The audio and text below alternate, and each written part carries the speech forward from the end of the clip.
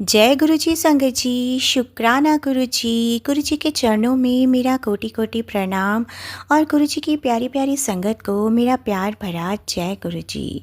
संगत जी, आज का सत्संग बेहद ही खास और बेहद ही ब्लेसिंग से भरा है संगत जी। ये एक ऐसे 8 साल के आंटी जी का बेटा 8 साल का है, ये उनका सत्संग है संगत जी, जिसे पितृदोष का कह दिया गया संगत जी, और जिस वजह से उनके परिवार में बहुत सारी मुश्किलें आ रही थीं और उनसे खूब सारे पैसे ऐंठ लिए गए, लेकिन कहीं भी कोई उनको सुधार नहीं दिखा संगत जी। लेकिन गुरु जी से जुड़ने के बाद गुरु जी ने जो उन्हें बताया वो संगत जी बहुत ही चमत्कार से परिपूर्ण है संगत जी। और संगत जी, आप सत्संग को पूरा अंत तक सुनिएगा, क्योंकि गुरु जी अपने बच्चों के कष्ट सत्संग सुनवा कर ही कटवा देते हैं। तो चलिए संगत जी, बिना किसी देरी किए हुए हम सत्संग का आरंभ गुरु जी के पावन मंत्र जाप के साथ करते हैं। ओम नमः शिवाय, शिव जी सदा सहाय। ओम नमः शिवाय, गुरु जी सदा सहाय। जय गुरु जी, शुक्राना गुरु जी। संगत जी, ये सत्संग हमें ईमेल आईडी पर आंटी जी ने लिख कर भेजा है। आंटी जी का नाम सुनीता है और वो एक हाउसवाइफ हैं और वो दिल्ली की रहने वाली हैं। संगत जी, वो गुरु जी से अभी अभी नई ही जुड़ी हैं। तो चलिए संगत जी, हम उनका सत्संग आरंभ करते हैं। जय गुरु जी, शुक्राना गुरु जी। संगत जी, मेरा नाम सुनीता है, मैं एक हाउसवाइफ हूँ और संगत जी मैं अभी लेटेस्ट में ही गुरु जी से जुड़ी हूँ संगत जी। मैं गुरु जी की नई संगति हूँ संगत जी।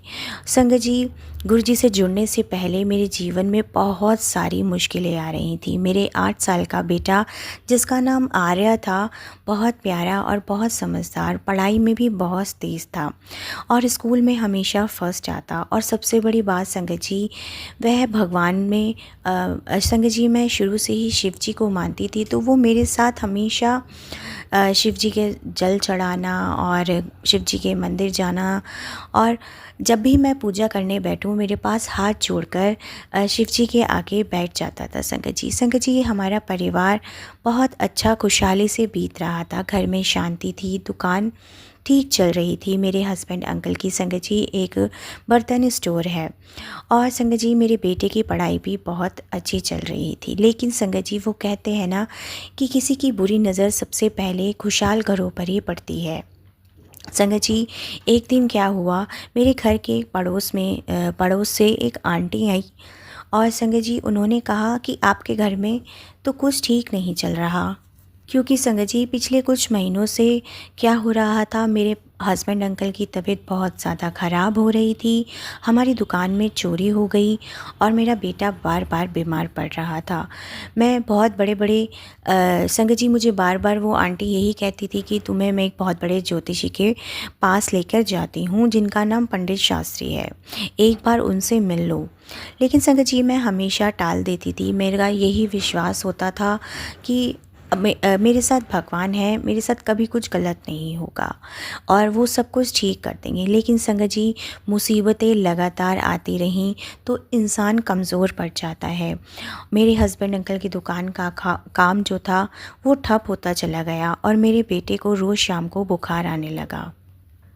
संगत जी, डॉक्टर्स को दिखाया, दवाइयाँ दी, कुछ फ़र्क नहीं पड़ा और एक दिन अचानक से मेरा बेटा बेहोश होकर स्कूल में ही गिर गया। संगत जी, मैं बहुत ज़्यादा डर गई। अपने बेटे को बेहोश होता देख मैं अंदर से टूट चुकी थी। संगत जी, फिर वही पड़ोस वाली आंटी जो थी वो मेरे घर आई और उन्होंने कहा, देख लो, मैंने कहा था ना कि तुम्हें शास्त्री जी के पास ले चलती हूँ। और संगत जी, मैं इस सारी परेशानियों को देखकर, अपने भगवान को छोड़कर मैं उनके पास पहुंच गई।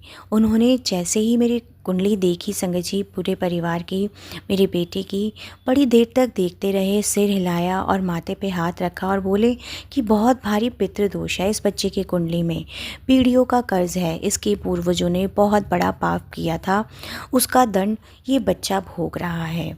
संगत जी, एक 8 साल का मासूम जिसने आज तक किसी का बुरा नहीं किया और उसे पूर्वजों के कर्मों का दोषी बता दिया गया। और संगत जी, वो कहने लगा कि इस बच्चे की वजह से ही तुम्हारे घर में अशांति है और तुम्हारे हस्बैंड अंकल का बिज़नेस डूब रहा है और इसी दोष की वजह से ही इसकी तबीयत ख़राब है। और तो और संगत जी, उसने इतनी बड़ी बात कह दी कि अगले 3 महीने में इस बच्चे की जान को भी खतरा हो जाएगा। संगत जी, वो पल मेरे लिए ऐसा लगा जैसे कोई काला साया बनकर मेरे ऊपर कोई छा गया हो संगत जी। मैं घर लौटी और देखते ही देखते मैंने ये बात अपने हस्बैंड अंकल को बताई। संगत जी, मेरे अंकल के बड़े भाई बोले, और वो बोले आकर कि हमने तो पहले ही कहा था कि इस बच्चे की वजह से हमारे पूरे ख़ानदान पर मुसीबत आई है, और उन पंडित जी ने सच बोला है। संगत जी, ऐसे करके सबने मान लिया कि इस मेरे बेटे पर बहुत बड़ा दोष लगा है। संगत जी, मेरी खुद जेठानी के बच्चे जो थे अब उसके साथ खेलते नहीं थे, तो कहते थे कि मम्मी ये तो मनहूस है, हम इसके साथ नहीं खेलेंगे। संगत जी, ये चीज़ें बढ़ती चली गईं, और जिस पंडित पे हम गए थे उन्होंने हमें पहले हवन करवाया 51,000 रुपये का, फिर पिंडदान करवाया 1,01,000 रुपये का, गंगा स्नान, पितृतर्पण, गाय दान, लाखों रुपए खर्च हो गए। और संगत जी, हमारे हस्बैंड अंकल की दुकान बिक गई, जेवर बिक गया, यहाँ तक कि मेरे मायके के जेवर, शादी का मंगलसूत्र, सब कुछ बिक गया। लेकिन संगत जी, कुछ नहीं बदला, कोई उपाय, किसी भी तरीके की कोई पूजा से कुछ नहीं बिगड़ा, और ऊपर से उधर मेरे बेटे की तबीयत डे बाय डे बिगड़ती चली जा रही। वो बच्चा जो हमेशा हंसता खेलता रहता था और चुपचाप कोने में बैठे रहने लगा, खाना नहीं खाता, बोलना बंद कर दिया। और संगत जी, एक रात ऐसा हुआ कि उसने मुझसे ऐसा बात कही कि मेरी भी दुनिया हिल गई। रात के 12 बज रहे थे, मैं उसे सुला रही थी और वो नींद में नहीं था, और वो छत की तरफ देख रहा था, और अचानक ही उसने मेरा हाथ पकड़कर मुझे बोला, क्या सच में मम्मा मेरी वजह से सब कुछ ख़राब हो रहा है? क्या मैं ही मनहूस हूँ, या ये सब मेरी वजह से ही हो रहा है? पापा की दुकान, आपके सारे जेवर, ये सब मेरी गलतियों की वजह से हो रहा है? मैं ही मनहूस हूँ, मेरे पर ही जो दोष लगे हैं ये सब इस कारण हो रहा है? ताऊ जी भी कह रहे थे, और मेरे सारे जो भाई बहन हैं वो भी मेरे साथ नहीं वो खेलते, वो कहते हैं मैं मनहूस हूँ।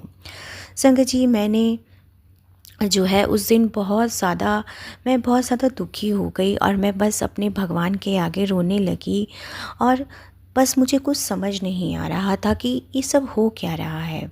एक दिन ही अचानक संगत जी, मेरी एक बहुत पुरानी दोस्त आई, और वो गुरुजी से बहुत समय से जुड़ी हुई थी। उसने मुझे गुरुजी के बारे में बताया। उसने बताया कि गुरुजी का मंदिर, बड़े मंदिर जो है दिल्ली छतरपुर में है, और तुम वहाँ जाओ, तुम्हारी सारी परेशानी दूर हो जाएगी।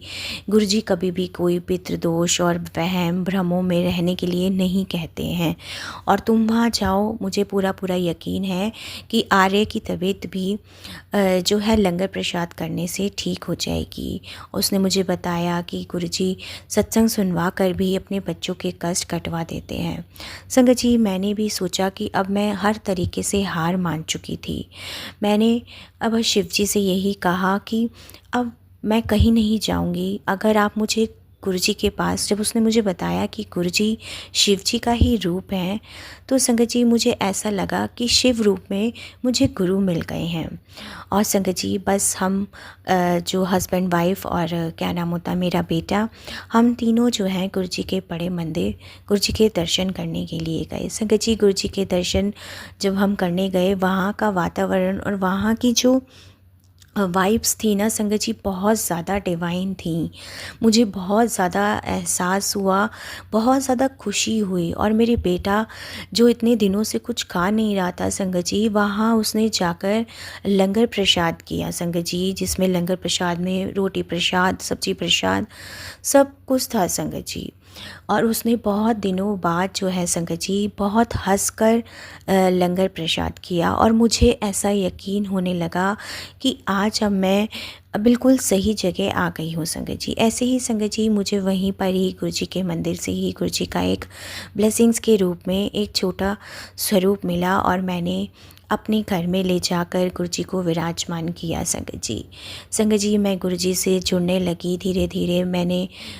मुझे धीरे धीरे पता चलने लगा कि गुरुजी को चाय प्रसाद और लंगर प्रसाद जो आप घर में बनाओ, गुरुजी का भोग लगाओ, वो ही लंगर प्रसाद है।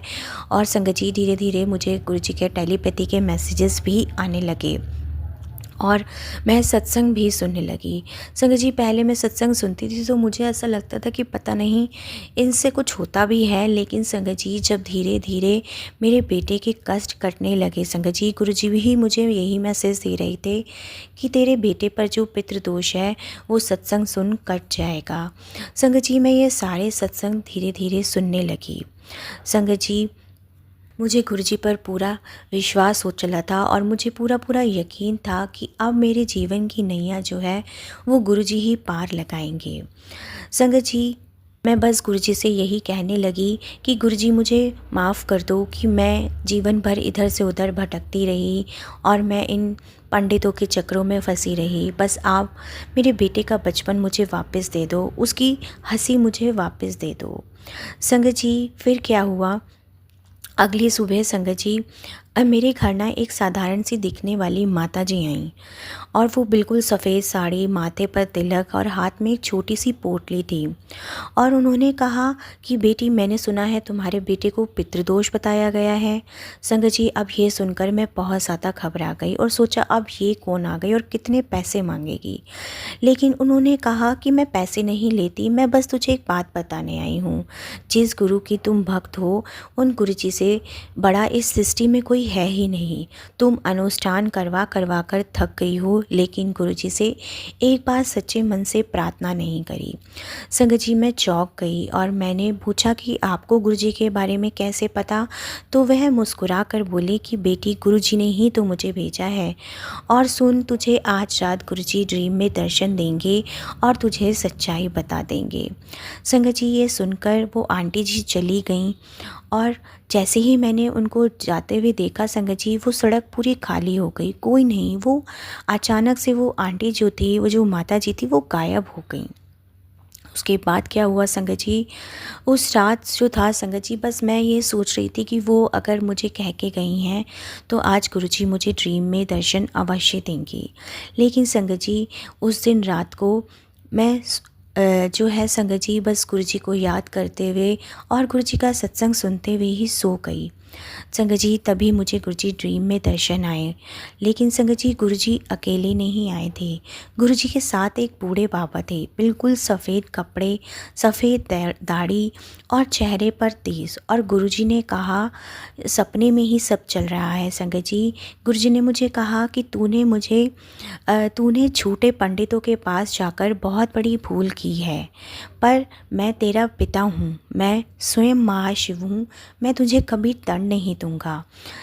सुन, ये जो मेरे साथ खड़े हैं ये तेरे पिताजी हैं, यानी कि वो संगत जी मेरे हस्बैंड अंकल के पिताजी थे और मेरे बेटे के दादाजी थे। संगत जी, जो मेरे ससुर जी का देहांत जो था मेरे बेटे के जन्म से पहले ही हो चुका था और उन्होंने कभी भी अपने नाती को नहीं देखा था। गुरुजी ने कहा कि तेरे पिता जो है परलोक में भी तेरी और तेरे बेटे की रक्षा कर रहे हैं। तेरे बेटे पर कोई पितृदोष नहीं है, उल्टा तेरे पिता के पुण्यों का आशीर्वाद है उस पर। और जिस पंडित ने तुझे डरा कर तेरे लाखों रुपए लूटे हैं उसका हिसाब मैं स्वयं करूँगा। और संगत जी, बस इतना कहकर वो ड्रीम दर्शन जो थे मुझे ख़त्म हो गए। और बस गुरुजी ने मुझे कहा कि अब से तेरे घर, जब से तू मुझसे जुड़ी है, अब तेरे घर कोई पंडित, कोई ज्योतिषी, कोई तांत्रिक नहीं आएगा। तू बस सिर्फ मेरा नाम ले और जो तेरे बेटे पर जो दोष लगाया है वो सब कुछ हट जाएगा। और संगत जी, गुरुजी ने मेरे बेटे की तरफ देखकर कहा, और जो मेरे ससुर जी उनके साथ आए थे उन्होंने कहा कि मेरा नाती जो है मेरी आत्मा का सबसे प्यारा टुकड़ा है, उस पर मेरा आशीर्वाद है। गुरुजी ने मुझे मुक्ति दे दी है और अब मैं परम धाम जा रहा हूँ, तू चिंता मत कर। संगत जी, ये सारा जो था गुरुजी ने मुझे ड्रीम में दर्शन दिए और अचानक से मेरी आँख खुली और मैं सबसे पहले अपने बेटे के कमरे में गई और जहाँ पर मैंने गुरुजी का स्वरूप लगा रखा था वहाँ मैंने गुरुजी का बैठ के शुक्राना किया कि गुरुपा, आपने जो कहा वो सब कुछ सही था। इसका मतलब जो माता जी सुबह आई थी वो भी स्वयं आप ही आए थे, मेरे परिवार के, मेरे मेरे परिवार, मेरे बेटे के कष्टों को हरने के लिए। संगत जी, तभी जब मैं अपने बेटे के कमरे में गई, वो बिस्तर से उठा और पहली बार बिना किसी के उठाए वो खुश होकर मुझसे बोला कि मम्मा मुझे भूख लग रही है। संगत जी, उस दिन जब उसने गुरुजी के पास लंगर प्रसाद किया था, वो बहुत ज़्यादा खुश था। और उसके बाद संगत जी, आज फिर से दोबारा मेरे बेटे ने कहा कि मुझे भूख लगी है, तो मैं सुनकर रो पड़ी संगत जी। और इस बार खुशी के आंसू थे। और संगत जी, उसके बाद संगत जी, गुरुजी के मुझे बहुत ज़्यादा टेलीपैथी मैसेजेस भी आने लगे कि तू, जब मैं तेरे घर में आ चुका हूँ तो तुझे चिंता लेने की ज़रूरत ही नहीं है। तू बस मेरा नाम जप कर, मंत्र जाप कर, सुखमनी साहिब का पाठ कर और जपजी साहिब की वाणी का पाठ कर। अपने घर में रोज़ मंत्र जाप चला कर छोड़, तेरे घर के जितने दोष हैं वो सब हट जाएंगे। संगत जी, गुरुजी ने मुझे ये टेलीपैथी मैसेज दिया।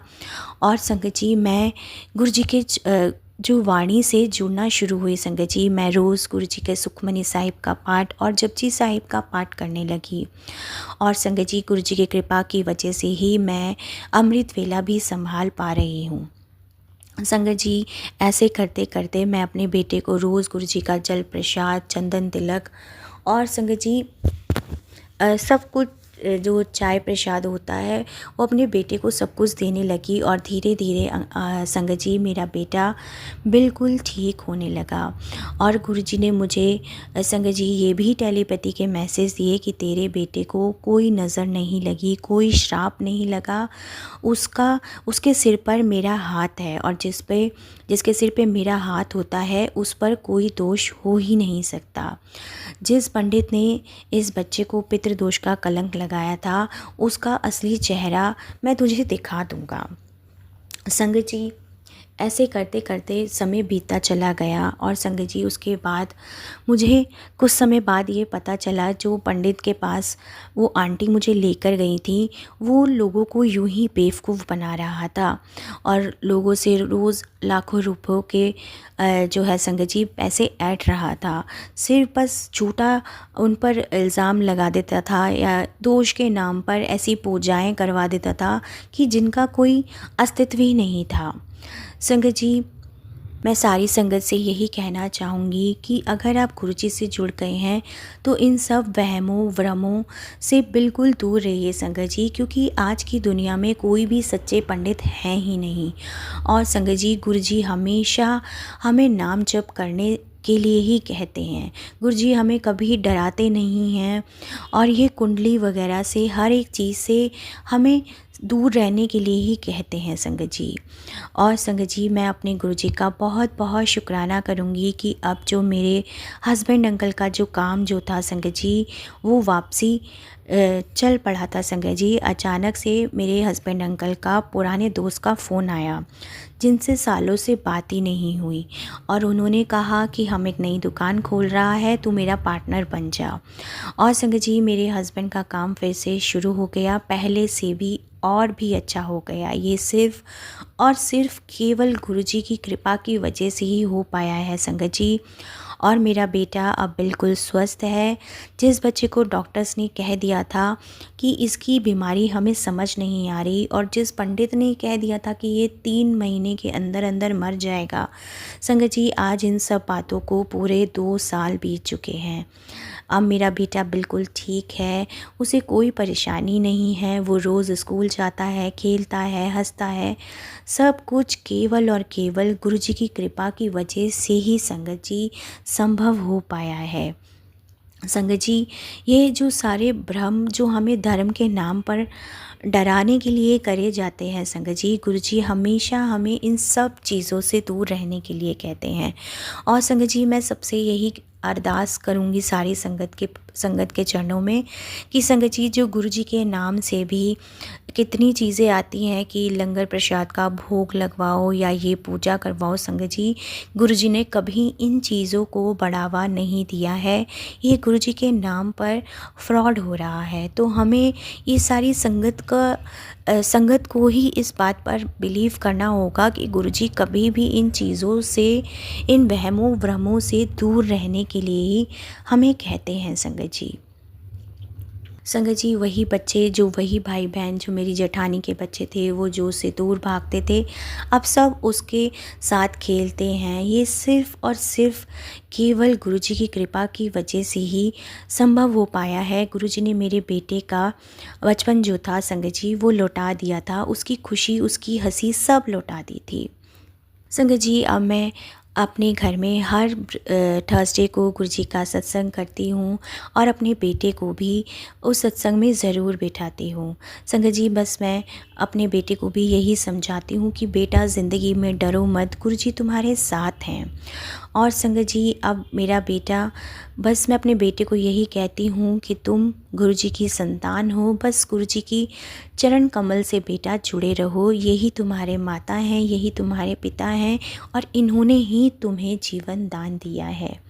संगत जी, ये सत्संग सिर्फ सत्संग ही नहीं है जो आज के समाज में किसी भी तरीके से वहमों भ्रमों और हमें ये कह दिया जाता है कि हमारी कुंडली में ये दोष है या कोई कमी है। संगत जी, वो उन सभी संगत के लिए यही संदेश है कि संगत जी, ये सब कोई दोष होता ही नहीं है। कोई ग्रह दोष, कोई नज़र दोष कुछ भी नहीं है। जब गुरुजी के साथ हम जुड़ गए हैं संगत जी, तो स्वयं हमारे सारे कर्म गुरुजी खुद काट देते हैं और हमारे पूर्वजों को भी मुक्ति दे देते हैं। संगत जी, हमें केवल और केवल गुरुजी पे विश्वास रखना है। और जो लोग डरा कर, कलंक लगाकर पितृदोष के नाम से ऐसे पैसे ऐंठते हैं, उनसे सावधान रहना चाहिए। संगत जी, हर पंडित सच्चा नहीं होता, हर ज्योतिषी भगवान का रूप नहीं होता, लेकिन संगत जी, गुरुजी तो गुरुजी ही हैं। गुरुजी स्वयं महाशिव हैं और गुरुजी से बड़ा कोई नहीं है। मैं अपने शुक्राने सत्संग को यहीं विराम करूँगी। अनंतम अनंतम शुक्राना मेरे गुरुपा, आपके होते हुए कोई भी दोष, कोई भी तरीके का कलंक या कोई भी तरीके की विपदा हमारे जीवन में टिक ही नहीं सकती है। संगत जी, गुरुजी हमारे को इतना प्यारी प्यारी ब्लेसिंग्स देते हैं संगत जी, तो ऐसा कुछ हो ही नहीं सकता। संगत जी, गुरुजी ने मुझे भी बहुत बार बटरफ्लाई के रूप में दर्शन दिए हैं और उसके बाद संगत जी, गुरुजी ने जो है संगत जी, मुझे रोटी प्रसाद में भी ओम के दर्शन दिए। ज्योत में भी गुरुजी ने ओम के दर्शन दिए हैं। मैं गुरुजी का बहुत बहुत शुक्राना करूँगी कि उन्होंने मेरे बेटे की, मेरे परिवार की ज़िंदगी को बिल्कुल बदल के रख दिया है। मैं अपने सत्संग को यहीं विराम करूँगी संगत जी। ओम नमः शिवाय, शिव जी सदा सहाय। ओम नमः शिवाय, गुरुजी सदा सहाय। जय गुरुजी, शुक्राना गुरुजी, अनंतम अनंतम शुक्राना मेरे प्यारे गुरुजी। जय गुरुजी संगत जी, शुक्राना गुरुजी। अगला सत्संग हमें व्हाट्सएप पर लिख कर आया है। जय गुरुजी, शुक्राना गुरुजी, अनंतम अनंतम शुक्राना गुरुजी। संगत जी, मैं अपना आज का सत्संग गुरुजी के महामंत्र जाप से शुरू करती हूँ। ओम नमः शिवाय, शिव जी सदा सहाय। ओम नमः शिवाय, गुरुजी सदा सहाय। गुरुजी, आप हमारे परम पिता परमेश्वर परमात्मा हो। आपकी महिमा अपरंपार है। गुरुजी, आपकी कृपा से ये वीकेंड बहुत अच्छे से निकल गया है। आपके 2 सत्संग में जाने का मौका मिला। आपका अनंतम अनंतम शुक्राना गुरु पिताजी। मेरे गुरु महाराज, दोनों दिन इतना प्यारा, इतना अच्छा एक्सपीरियंस हुआ कि मैं क्या ही बताऊं। सैटरडे के सत्संग में जब मैं गई तो मेरे बैक में काफ़ी दर्द हो रहा था एंड मैं फ्लोर पे बैठ गई, पर बैठा नहीं गया और मैं सोफ़े पे जाकर फिर बैठ गई। पर संगत जी, मन में बेचैनी थी कि मुझे नीचे ही बैठना है और गुरुजी के स्वरूप के पास ही बैठना है। कुछ देर मैंने देखा कि कोई आंटी अंदर से उठकर जाने लगी और गुरुजी के स्वरूप के नीचे कुछ जगह थी, वो खाली हो गई। तो मैं वहाँ जाकर अपनी बैक वॉल से लगाकर गुरुजी के चरणों में बैठ गई। मेरा मन इतना खुश हो गया कि गुरुजी हमारे हर भाव समझते हैं और अपना आशीर्वाद हमेशा अपनी संगत पर रखते हैं। गुरुजी, इसके लिए आपका बहुत बहुत शुक्राना है। मेरे गुरुपा, मेरे पूरे परिवार पर आप अपनी यूं ही कृपा दृष्टि बनाए रखना। इसी के साथ मैं अपने शुक्राने सत्संग को यहीं विराम करूंगी। ओम नमः शिवाय, शिव जी सदा सहाय। ओम नमः शिवाय, गुरु जी सदा सहाय। जय गुरु जी, शुक्राना गुरु जी। ओम श्री साई नाथाय नमः। जय गुरु जी महाराज की जय। गुरु जी संगत जी, शुक्राना गुरु जी। अगला सत्संग गुरु जी की पुरानी संगत किरण सीकरी आंटी जी का है। जय गुरु जी, शुक्राना गुरु जी। संगत जी, मैं गुरु जी के पास 2009 में आई, परंतु मुझे एक संदेह था कि जब गुरु जी अपनी भौतिक अवस्था छोड़ चुके हैं तो बड़े मंदिर जाने का अर्थ क्या था। मेरे लिए एक और स्थिति भी थी। मैं बहुत दूर रहती थी और मेरे पति पंडितों और गुरुओं को नहीं मानते थे और वह मुझे भी गुरु जी के पास नहीं जाने देंगे। इस कारण मैं गुरु जी के पास कैसे जाऊंगी। मैंने गुरु जी के सामने अपना मस्तिष्क झुकाया और गुरु जी को कुछ चमत्कार करने को कहा ताकि मैं गुरु जी के दर्शन कर सकूं। संगत जी, केवल 2 सप्ताह पश्चात पवित्र शिवरात्रि के दिन मैं बड़े मंदिर में गुरु जी के दर्शन करने के लिए जाने में सफल हो गई और मेरे पति भी मेरे साथ ही थे। उस दिन के पश्चात वे सदैव मेरे साथ बड़े मंदिर आते हैं। जुलाई 2012 में मैं गली में जा रही थी, तभी एकाएक कार तेज़ी से सामने से आई और जब यह दृश्य मेरी आंखों के सामने आया तो मुझे ऐसा लगा ये मेरा अंत है। मैंने देखा कि कार मेरे साथ टकराई और मुझे हवा में उड़ाकर ज़मीन पर पटक दिया और मेरे खून के छींटे सड़क पर पड़े हुए हैं, परंतु साधारण दृष्टि से दिखने पर मैं बगैर किसी खरोच के वापस सड़क पर थी। तब मुझे एहसास हुआ कि कार केवल मुझे छूती हुई मेरे पास से निकल गई और मैं पूर्णतः ठीक थी। यदि गुरुजी ने मुझे नहीं बचाया होता तो मुझे पता नहीं था मेरा क्या हो जाता। गुरुजी ने ही दिखाया कि क्या घटित होने वाला था और उन्होंने मुझे नया जीवन दान दिया। ये गुरुजी का दिखाया हुआ मेरे लिए पहला या अंतिम दृश्य नहीं था। एक संध्या मैं ऊँघ सी रही थी, तभी मैंने महसूस किया कि किसी ने मेरे हाथ पर 396 लिख दिया और कहा यह मेरे लिए शुभ अंक है। और जब मैं उठी तो इस अंक का मतलब नहीं समझ पाई। 2 वर्ष पश्चात मेरी बेटी ने एक लड़के को जन्म दिया और मैंने अपने दोते का जन्म समय अपने हाथ पर ही लिख लिया। तारीख थी 3/9/6, यानी कि 3:09:06। संगत जी, ये गुरु जी की ब्लेसिंग सी थी जो मेरे परिवार पर बरस रही थी। हमारे पास एक संयुक्त संपत्ति थी जो पिछले 12 साल से विवाद में थी और यह एक 30 साल पुराना घर भी था, जिसके कारण असल दस्तावेज हमारे पास नहीं थे। संपत्ति ना हो तो हमारे नाम पर थी और ना ही फ्री होल्ड पे थी, परंतु गुरुजी की कृपा से हमें न केवल संपत्ति के कागजात मिल गए बल्कि यह संपत्ति हमारे नाम पर भी हो गई। संपत्ति फ्री होल्ड भी हो गई और हमने इसे बेच दिया। संपत्ति खरीदने वाले ने न केवल इसके बदले में एक नया घर दिया बल्कि कई लाख रुपए भी साथ में दिए। इन सब के लिए हमें एक भी पैसा अपने पास से खर्च नहीं करना पड़ा और यह केवल गुरुजी की कृपा के कारण ही संभव हो पाया। मैं गुरुजी के चरण कमलों में प्रणाम करती हूँ और गुरुजी ने मुझे इतना अधिक दिया है ना संगत जी कि मैं संभाल ही नहीं पा रही हूँ। मैं अपने शुक्राने सत्संग को यहीं विराम करूँगी। ओम नमः शिवाय, शिव जी सदा सहाय। ओम नमः शिवाय, गुरु जी सदा सहाय। जय गुरु जी, शुक्राना गुरु जी। अनंतम अनंतम शुक्राना गुरु जी। जय गुरु जी संगत जी, शुक्राना गुरु जी। अगला सत्संग हमारे पास इंग्लिश में लेकर आया है। जय गुरु जी, शुक्राना गुरु जी। संगत जी, for many years I would notice Guru ji's stickers on cars and his images in homes and offices, but I never felt a connection with him. I viewed him as just another godman followed out of fear and desperation. In 2023, a friend invited me to lunch that I was hesitant to attend but went to on my mother's encouragement. During conversation, my friend mentioned a memoir she was reading about women who, after facing numerous challenges, found Guruji and experienced a profound transformation. As we were discussing her journey, another guest arrived and began sharing his own experience with Guruji, describing the impact he had on his life. Shortly after, yet another guest spoke about her visit to Bada Mandir and how she felt involved by Guruji's divine presence. It was as if our lunch has turned into a mini satsang. I had never felt a pull towards Guruji before, but these stories resonated deeply with me. Something shifted within me.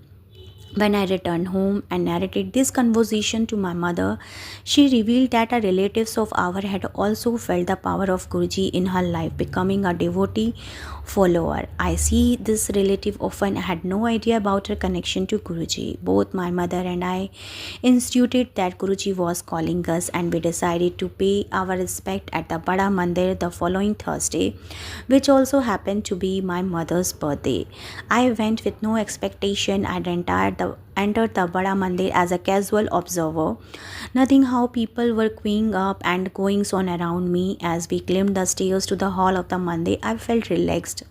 Seeing devotees sipping the divine tea and entering the darbar, I sensed something different. In keeping with convention, I too bow before Guruji's gati. When I raised my head, an extraordinary sense of peace washed over me.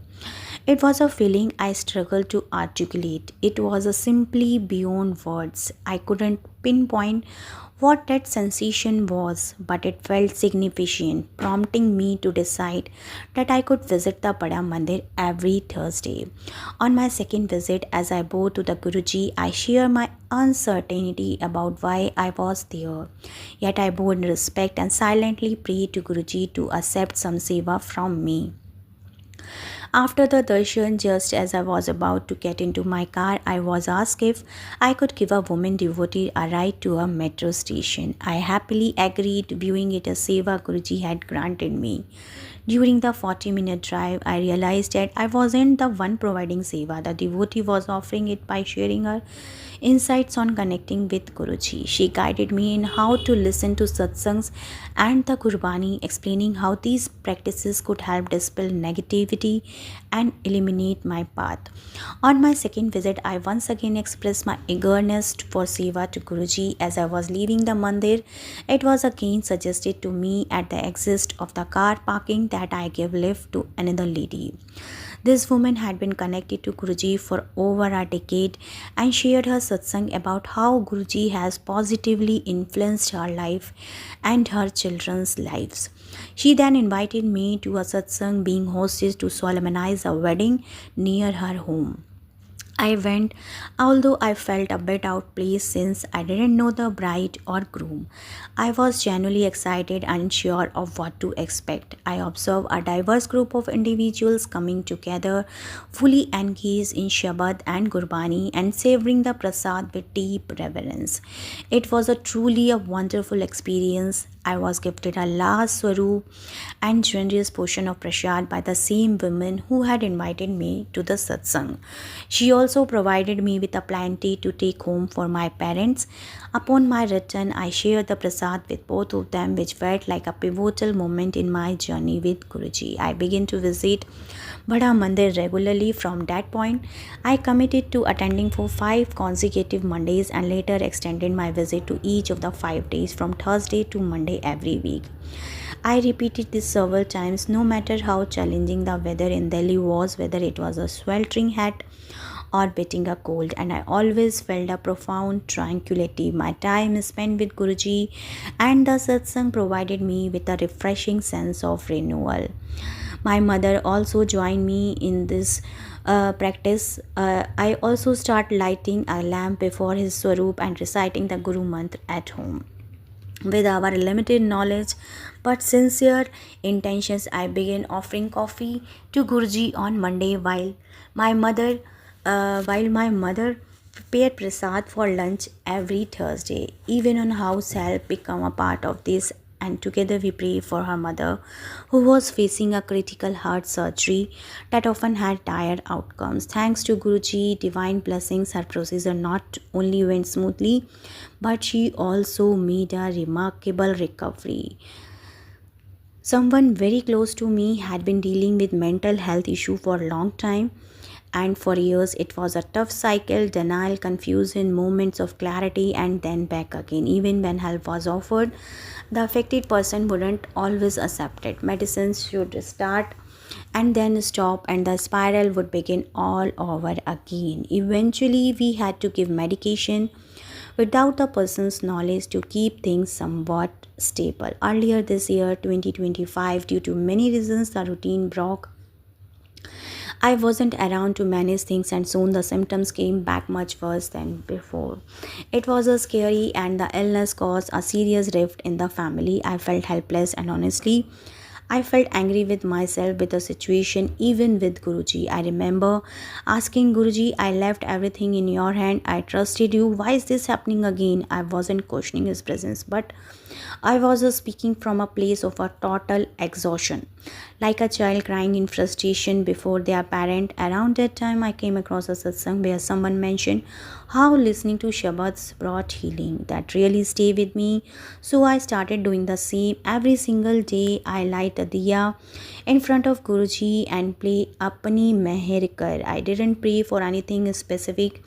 I just listened, but that Shabad became my anchor. I would cry almost every time I listened, but never stopped playing it. It felt like only thing holding me when nothing else would make sense. That space in front of Guruji with the diya and the Shabad became my little sanctuary. After a few weeks, I got a chance to visit home again. Once there, I quietly restarted the drug regime on my loved one. But more than I kept on doing what I had begun, listening, surrendering, sitting in front of Guruji with everything I was feeling. And then something unexpected happened. One day my loved one without any prompting and said, I think I need to talk to a doctor.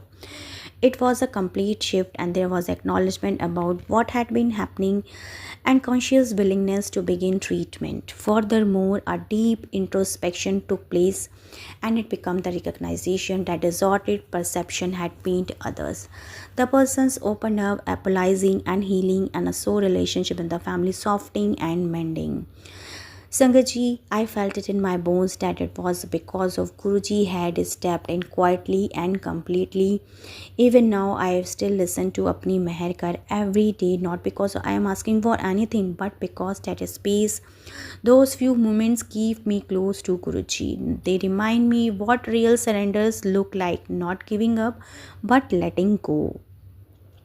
Sangaji, a few days ago, something happened. I walked into the room where Guruji's diya was lit. I hadn't noticed it before, but the wick had taken the shape of a damru and her Trishul, symbols of Lord Shiva. I was very happy and amazed. So many devotees had experienced Guruji's presence through some sign, whether it be the scent rose and a Om appearing in this prasad or Swarup, or even having a darshan of Guruji's in their dreams. I would wonder if I had ever get such an experience, and at that moment I did. It felt as if Guruji was reassuring me of his presence and his guidance and his blessings. I just felt held. Perhaps there is a deeper message in those symbols that I am yet to fully understand, but what I do know is this: Guruji hears every word, even the unspoken ones. He sees every tear, even the silent ones. To anyone who is going through something tough, please know that you don't have to write words or the perfect routine. Just sit in front of Guruji's, listen to his shabads, talk to him honestly, cry if you need to, tell him everything or tell him nothing. He already knows. Guruji watches over everything, even when we feel lost. He is always there. Jai Guruji, शुक्राना गुरुजी। संगत जी, शुक्राना गुरुजी। आप सभी जानते हैं सत्संग के अंत में हम गुरुजी के पावन वचन का अनुसरण करते हैं। संगत जी, आज गुरुजी का 91वां वचन है, मैं किसी पॉलिटिकल पार्टी ਨੂੰ बिलोंग नहीं करता। अर्थात गुरुजी ने कहा, मैं किसी राजनीतिक पार्टी से संबंधित नहीं हूँ। क्योंकि संगत जी, जब गुरुजी अपने चोले में थे तो हम सब ने ही सुना है कि गुरुजी के पास बहुत सारे वीआईपीज और बहुत सारे पॉलिटिकल पार्टीज़ के लोग आते थे। तो संगत जी, गुरुजी हमेशा यही कहते हैं कि मैं किसी पर्टिकुलर पॉलिटिकल पार्टी से बिलोंग नहीं करता हूँ। संगत जी, गुरुजी का 92 वचन है, चढ़ाए हुए फूल नहीं लेने चाहिए, घर जाते वक्त नदी विच बहा देना। अर्थात गुरुजी का यही आदेश है कि चढ़ाए हुए फूल नहीं लेने चाहिए, और अगर मिल जाएं तो घर जाते हुए नदी में बहा देना चाहिए।